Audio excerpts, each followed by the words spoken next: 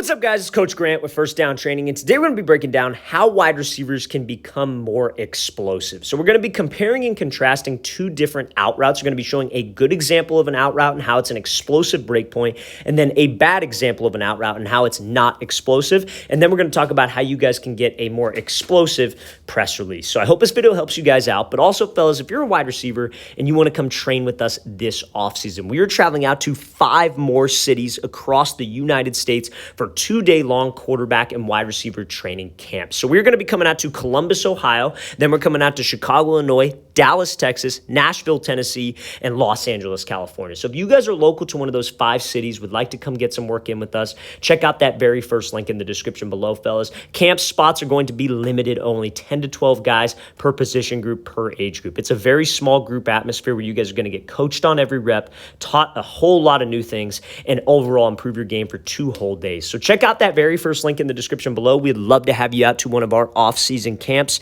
Let's get started with this video. So first things first here, this route from Julio Jones. This is a 10-yard, maybe like 15, 20-yard out route, right? So how does he make this play happen, and how does he have such an explosive break? So where does he make this break at? About the 50-yard line. So how deep is that? That's about, I would say, maybe like 5, 10, 15, 20, like 22, 25-yard out route. That is absolutely insane for him to make this change of direction that far downfield. So how is he able to do that? How's he able to snap down? How's he able to get out of that break so fast? And it's about committing your hips and your shoulders to the break point. So your feet and your hips have to be explosive, right? So like I said, we're going to be comparing and contrasting, right? So on every single route, what you have to do is you have to sell vertical. That's a pretty standard thing. So many wide receivers have heard either myself say that, a coach say that. How do we actually sell vertical though? And it has a lot to do with your pad level. So obviously we want to run fast. Obviously we want to keep a good stride going up into the break, but so many wide receivers kill themselves at the top of the route because they start to round with their pad level.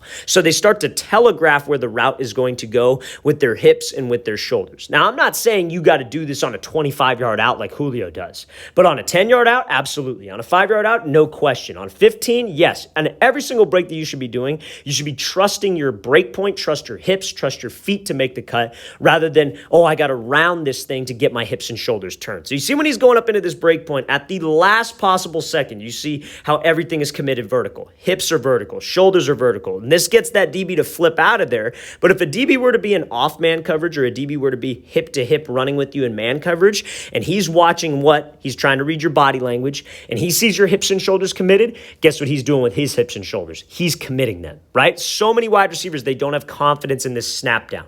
They're not able to be violent with their hips. They're not able to drop low at their break point, that they start to take that hip and that shoulder and start to round it before the break point. They start to turn their body before this foot even gets down.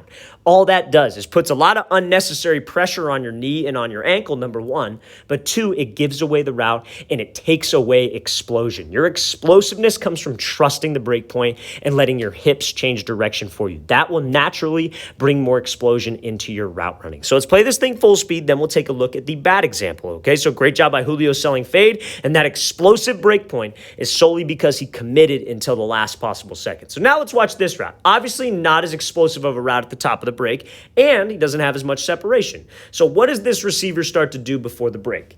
He starts to round his pad level, just like what we were talking about, right? So right before the break point, he's coming up here, and look what his shoulders and hips start to do. He's starting to turn, right? Before that break point foot even gets down. That is an indicator to the DB, but you no longer need to be explosive with the cut to change direction for you. That's how we lose that explosion, and that is how you lose that speed at the break point, because you're not relying on the cut. You're not relying on your hip drop. You're already changing direction manually with your body. To get that explosive break, to be more sudden, naturally, you have to commit until the last possible second. Hips got to be saying vertical, shoulders have to be saying vertical, and the cut dictates whether you go left or right or you stay straight up the field. That's the mindset that I need to have. But as second I start to round, I take away explosion. The cut is outside of my frame. You see how his body is here and the cut is here. When you saw Julio make that cut, the cut was here and his body was also here. That's what we need to do to get that explosion, to get that power, and to get that balance. But when you start to turn out before the cut, It's outside the frame, I lose explosion. I no longer need the cut to change direction, so I lose explosion, and I'm no longer selling the route, so that DB is going to be right on my hip pocket. And honestly, if this ball isn't in a perfect spot, maybe a little bit behind, this DB has a great chance to pick that thing off. Even though we got a ton of separation off the line, even though we were able to restack, your separation comes from top of the break and being explosive. Let's watch the thing again, full speed one more time. Make sure, fellas, we do not round my pad level because that cut will get outside my frame and it will only serve to slow me down. So now, next thing we're going to be looking at is a press release. So how do you guys get more explosive when you guys have to do like a crossover, a wide step, a single jab? And that comes from throwing your hip with the cut. So it's kind of the same concept as the break point at the top. And it's just about bringing your body with your feet. So let's watch this receiver. What he's doing is he's running a slant route on the goal line, inside shade. So he attacks his leverage, which is maybe not like the best move in this case, but there's really not much else he can do because it's on the goal line. And so he attacks his leverage, gives him a hard move to the outside, and gets that DB to ultimately jump, and he's open on the slant. So let's play at full speed. So he attacks him, 1-2, right? And obviously a very explosive movement. Obviously a very explosive 1-2, right? So how does he get that?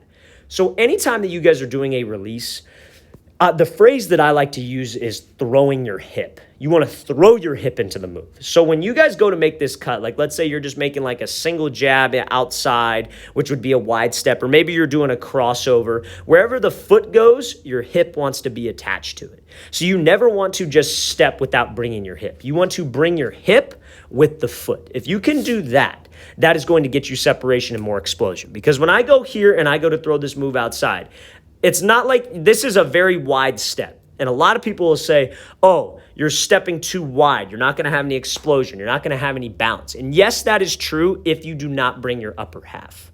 So a lot of guys will step like this, but they reach, they drag their back foot. Their hip doesn't go with them. Their body doesn't go with them.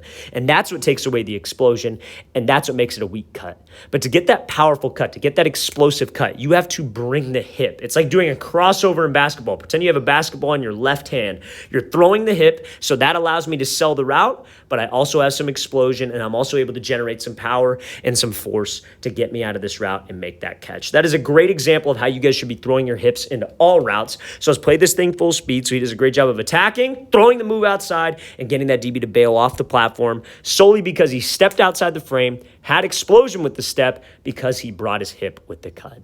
All right, fellas, I really want to thank you for watching. I really appreciate it. If you guys have any questions at all, don't hesitate to leave those in the comment section below. We'll get back to you as soon as we possibly can. We always appreciate the feedback, and it's always great to hear from you guys. And again, fellas, we're coming out to 5 different locations this offseason for 2-day long training camps. We're coming out to Columbus, Chicago, Dallas, Nashville, and Los Angeles. So if you're local to those areas or would like to travel out, we have guys traveling out all the time. Check out that very first link in the description below. We always appreciate it, fellas. We'd love to help your game get better this offseason. I'll see you guys next time.